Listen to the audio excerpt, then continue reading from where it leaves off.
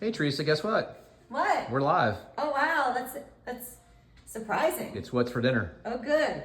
Hi guys. Hey everybody. Hope everyone is well. Mark and I went in town. It was crazy. Yeah, happy Good Friday. Happy Good Friday. So we're just doing something quick this today. It's 3:30. I made Chaffles.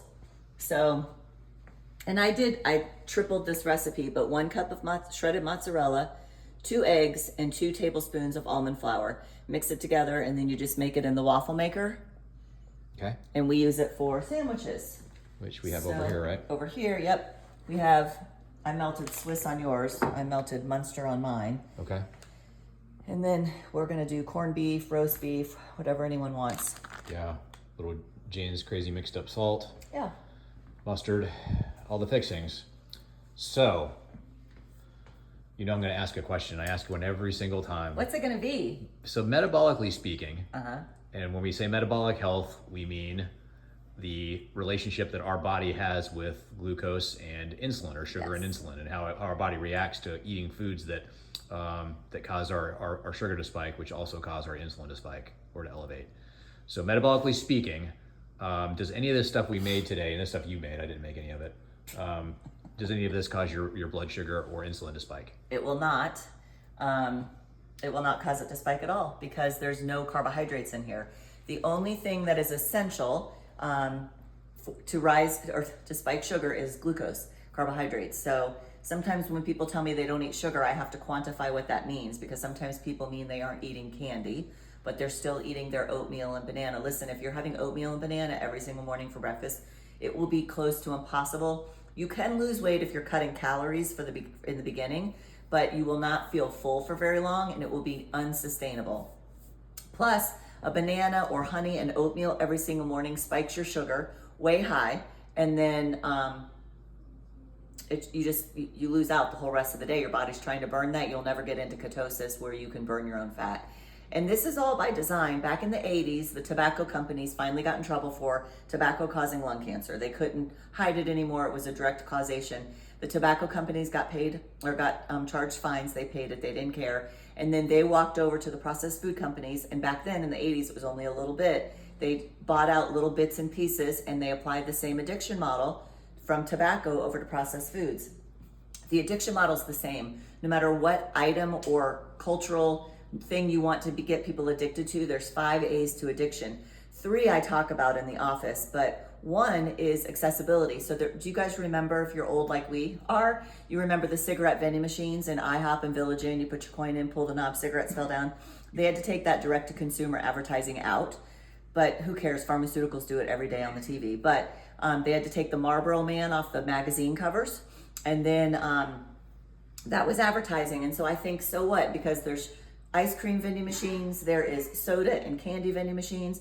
In the last couple of years, when we've flown into Vegas in the summer, all around the airport, there are vending machines for individually daily made cakes in a vending machine. So our drug of choice is still highly accessible, and it's welcomed at church and parties and football Sundays and all the things. Everything we do in our society revolves around food. And if you don't eat the food people make, they're following you around like, why aren't you making that? Why aren't you eating that?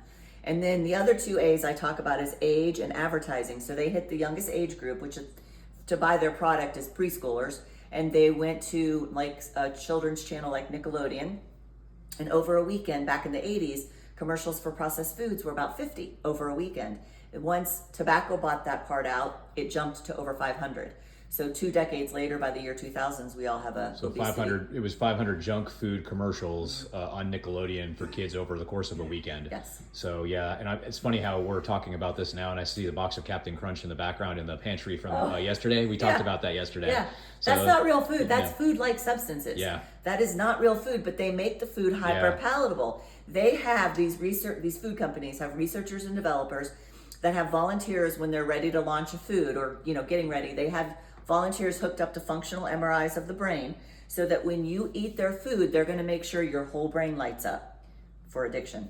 Yeah, for sure. One of the most highly addictive foods is pizza. It has the right amount of fat, salt, and sugar. If you think about it, sugar is the dough, the fat with the drippy cheese, greasy cheese, and then salt is in there too. So you've got the perfect combo. It leaves you hungry and wanting more and more and more. And then Yeah. like any addiction, you got to keep having more and more in a higher dose to get the same hit. And the grocery stores are smart too. So they pay, the junk food companies pay a premium to get let's take cereal. So we're talking about the Captain Crunch you can see back there in our pantry that our kids love.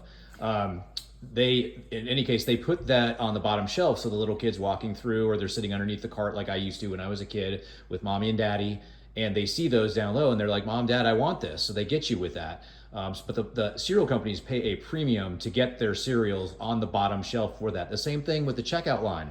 The checkout line, if those junk food companies have to pay extra money to be able to put their candy bars and all the other junk in that checkout line because they know that their triggers are going to get everybody as they're walking through and they're getting ready to pay. Yeah. So there's a lot of stuff out there that we don't realize we take that are working against us. There's a lot of queuing out there, and I didn't realize it until one time Mark and I were staying, I don't know what state, but for a conference, and dinner was so late that I was like, I'm not going to eat. I'm just going to fast because if I eat too late, I don't sleep as well. You went out for a walk. I stayed to watch TV in the hotel room because we don't have TV here. Every other commercial, the iterations, was a food product, a pharmaceutical, and a lawsuit for a pharmaceutical if you had been on the last 10 years. By the second, maybe by the third or fourth iteration, my stomach was growling after seeing all the hamburger commercials and all the food commercials and Applebee's and Chili's and all the things. Yeah, it's queuing. When you drive around town, if you have a job where you drive, you may be in the morning ready to go. I'm going to hit this hard. I'm going to do it. And then you pass Wendy's, McDonald's, Burger King, all the donuts places. Krispy Kreme, hot donuts. Right, Hertz Donuts here in town. We have a bunch of locations. By about 3 o'clock, you're just like, I can't take it anymore. And then you go in. That's a lot of queuing, and that it makes it hard. You need support at home. It doesn't make it impossible, but if you have support at home, it makes it much, much easier. Yeah, everybody being on the same page at the house makes things much easier on that. So, wow, okay. That's a lot of good stuff. Okay, well, it's not your fault, but it's your problem now. Yeah. So it's not your fault that you're addicted to foods, but we are addicted to foods, and they make it that way. So you have to understand that in order to overcome it.